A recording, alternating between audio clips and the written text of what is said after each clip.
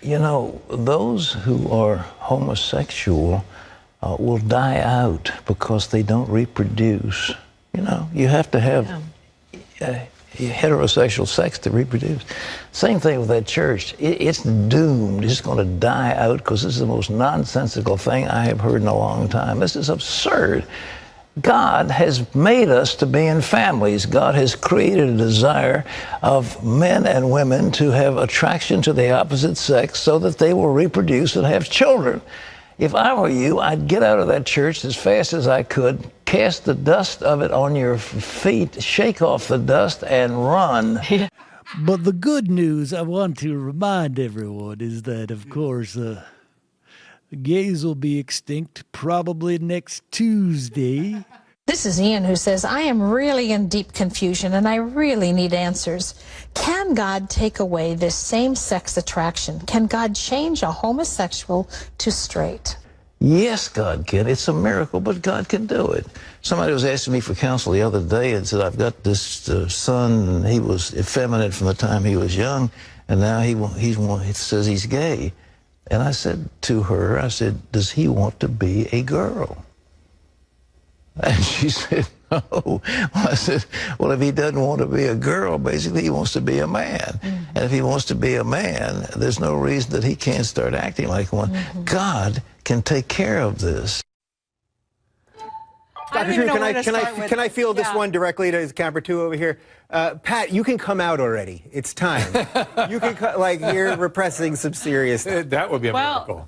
He's obviously confusing homosexuality with gender identity. Very much. And he has no idea what he's talking about. But for him, what it means to be gay is the same thing as a man wanting to be a girl. That's kind of what he was speaking to there, and it's amazing to me. And the idea that it requires a miracle from God to correct is what does so much damage to people. This is a man who also thinks that gay people having sex can cause earthquakes. I must confess, I don't know all the ramifications of infection with AIDS. I used to think it was transmitted by saliva and other things. Now they say it may be sexual contact. So what you want to say if you're driving an elderly man who's got AIDS, don't have sex with him.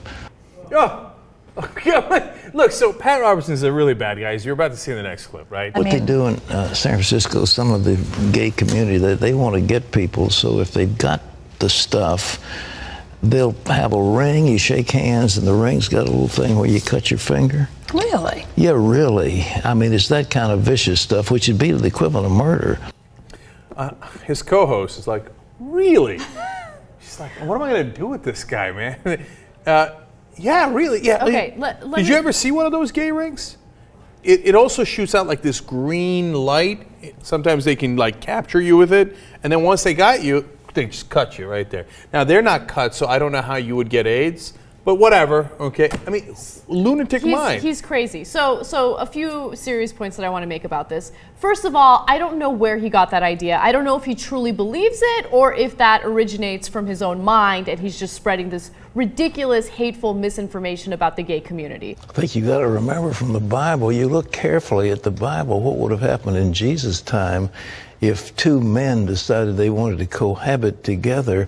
They would have been stoned to death. So Jesus would not have baked them a wedding cake, nor would he have made them a bed to sleep in, because they wouldn't have been there. But we don't have that in this country here, so that's the way it is. An abortion destroys the product of conception, kills a baby in the womb. Homosexuality is no chance of conception, and it is a meaningless exercise because it doesn't go anywhere. The Bible intends males and females to live together in a particular union called marriage and to bring forth children. But this denies that, and it's if the devil is trying to say, I'm going to destroy your progeny any way I can. And if you will kill your babies, that's fine, I'm with you. If you will deny the chance of having babies, that's fine too. But I want to destroy your opportunities to reproduce. It's a very serious thing, and we're not talking about it. And we need to, as a society, need to realize where the attack is coming, because it is definitely an attack. But hey, that's for another day, perhaps. Wendy? Jesus said, I came to give life. Life, and the give devil it more wants to abundantly. steal, Yes, kill, ma'am. and destroy. Yeah, all right. Well said, Pat. Oh, God, it's a shame that that woman at the end there is so stupid because she is so incredibly hot. It's such a shame. Pat Robertson wanted to chime in on this entire debate about Indiana allowing businesses to discriminate against gay people. And he specifically starts this segment by talking about Memories Pizza. That was the first business that went on the record and said that they would not provide pizzas for a gay wedding. Well, here's what Pat Robertson had to say about that and homosexuality in general. Take a look. Pizzas, I think, you might as well keep your mouth shut. I'm not sure I would serve pizzas for a gay wedding. Well, most gays, if they're having a wedding, don't want pizzas. They want cake. It's the cake makers that are having the problem. But let me tell you, it doesn't matter what custom you've got. It doesn't matter what holy thing that you worship and adore. The gays are going to get it. They're going to make you conform to them. You're going to say you like anal sex, you like oral sex, you like bestiality, you like anything you can think of. And then, as you say, what's so terrible about having sex with animals? Well, that's going to come next. There's something really sick about the fact that right-wingers immediately go to sex with animals. Yeah. All right, it's been 2 months since the Supreme Court legalized same-sex marriage, but Pat Robertson, here we go. he just can't seem to let it Always go. reporting on Pat Robertson. I know, I'm not a fan. secret crush He's a on him. wizened old man, and he should die soon. This morning on the 700 Club, he said that the Constitution has been, quote, hijacked. Check it out. Homosexuals, gays, lesbians, transgender, whatever you call them, they were asking for acceptance. They were asking for a part in society. And so that's been granted them. They have a part in society. They have job protection. Now, homosexual marriage is protected by the Constitution. The founders would have been turning in their graves if they thought such a thing was being said. So, are they content? No. They now are on a vendetta to destroy everyone who disagrees with them. And now we're going to have a clash between homosexual rights and the Bible. It is outrageous. Wait, I need to consult with an attorney. What is Homosexual rights? How does homosexual rights and the Bible, or what? I don't think he even understands what he was saying, Dr. Drew. That made absolutely no How sense. does he get his shoulders so high? Got a couple of same-sex guys kissing. You like that? Well, that makes me want to throw up. But if you think you punch, to me, I would punch vomit, not like. Not sure that option's there, but nonetheless, we They get don't give you that option on Facebook. But anyhow, are you condoning it? Yes, you're condoning it. Okay. Do you guys have that searing pain going through your brain? And I just think, we're not anti-gay or anti-anything, but I just do believe in the Bible. No, he's not anti-gay or anything. So when he said 9/11 happened because of the gays and Hurricane Katrina happened because of the gays, you misinterpreted. That's not anti-gay at all. In fact, in the same program, he continued to say this. And the Bible makes it clear. The Apostle Paul, the 2nd chapter of Romans, it's very explicit. They began to exchange, men burned in passion for other men, women exchanged the natural use with men for sex with women. And this whole thing came about when they forsook God. It was because they had forsaken God. It was not something that, is natural. And They forsook God, but he's not anti-gay. I don't know why you would think he was anti-gay.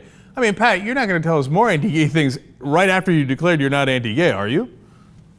there are a lot of people who are into this homosexual thing because they've been abused by a parent, abused by a coach, abused by a sibling, abused by a friend, and they're little boys and little girls, they don't know any better, and then they somehow think, well, I must be gay. Well, they aren't. They're heterosexual, and they just need to come out of that. See, he's not anti-gay because he doesn't believe anyone's actually gay. Well, that's a nice twist on it. And if you're gay, you must have been molested when you were a child. But Pat Robertson is not anti-gay. In fact, one more non-anti-gay comment. There are others, maybe they've got some chromosomal damage that's different from heterosexuals, and that's what, of course, they claim. And then the homosexual movement, they say that, hey, you can't come out of this under any circumstances. Chromosomal damage.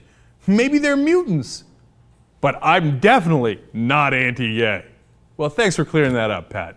Pat Robertson, who is a bit of a religious zealot, who's also on television for some weird reason, has strong feelings about the Equality Act. The Equality Act was something that was reintroduced by Democrats in Congress, and it's a bill that aims to provide federal protections for the LGBT community. The idea of this getting passed worries Pat Robertson, and here's what he has to say. This is a devastating blow to religious freedom and to the sanctity of America. If you want to bring the judgment of God on this nation, you just keep this stuff up. You know, I was reading in Leviticus where it said, because of these things, the land will vomit you out. Vomit you out. I think God will say, I've had it with America. If you do this kind of stuff, I'm going to get rid of you as a nation. And, you know, there's plenty of stuff that's going on when you look at the potential of atomic war, when you look at the solar strike, you know, something on our grid there, you can go down the line of devastation that could happen to our nation. We don't want that. We don't want it. We want the blessing of God, not the curse of God. It's gonna be fabulous. So he says that if we pass equality laws for the gay community, the land will vomit you out. Except the land is already kind of vomiting us out, and it's not because of equal protections and rights for the LGBT community, it's because of climate change. Well, that's actually the scariest thing to me about religious extremism in 2019 is that they have an answer for everything, and the answer for climate change is not, you know, CO2 in the atmosphere or anything that humans have done. It's because of the gays.